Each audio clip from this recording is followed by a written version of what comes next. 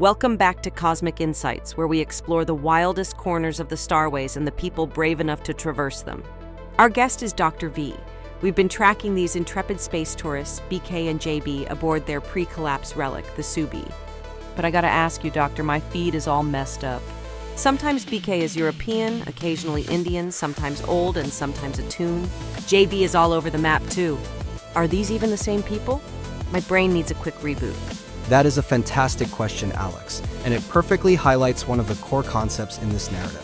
Think of it like a long-running, multi-generational science fiction series. The core character, the essence, the psychology, the destiny remains constant, but the external manifestation, the actor, can shift. You're talking about a multiverse concept. Same soul, different body, maybe? Precisely. The sources show us image prompts describing BK and JB sometimes in their 40s, sometimes older, often in functional space tourist suits, but deliberately changing their racial presentation, from an anime character to East Asian, South Asian, Latina, and even gender, while maintaining their core psychological traits. The appearance is fluid, but their internal struggle is the anchor. Okay, I love that. So let's dive into those psychological anchors, because that's what makes them so compelling. BK, the pragmatist, seems like she's always got a script running. She absolutely does. BK is defined by logic and internal control. Her mind is explicitly described as a cold, clear debate chamber. She is the one who perpetually narrates her own existence, turning survival into a series of logical proofs.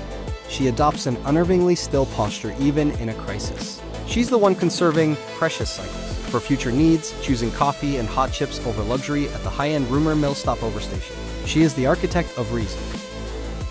The ultimate planner. But didn't all that logic break down when they hit the anomaly? It did. The journey forces her to confront the limits of that rigid logic.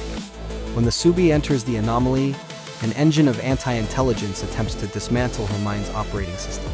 Her trusted internal dialogue is systematically circumvented. She starts experiencing what she calls Paraknowing, the horrifying feeling of absolute certainty without the comfort of logical process. It's the logic machine breaking down. Wow, that's intense. And then you have JB, her opposite, who seems to fly by the seat of his pants. JB is the polar opposite, the eye of the storm. He pilots his life based purely on instinct. If BK lives in dialogue, JB lives in raw sensation. He explains that he experiences his thoughts not in words. No narration, just emotionally. So no internal voice telling him to focus, stay calm like BK has? None whatsoever. When he faces a crisis, he doesn't become still. He explodes into action, wrestling with the ship's controls like an animal cornered by fate. This raw approach takes a heavy toll. He is frequently depicted as being slumped, and often looks paler than a ghost, shivering from exhaustion and intense anxiety. His body is a transparent vessel for the tempest inside him. That's rough. And while BK starts turning inward to explore her mind as a galaxy, JB seems to have a bleaker, darker perspective.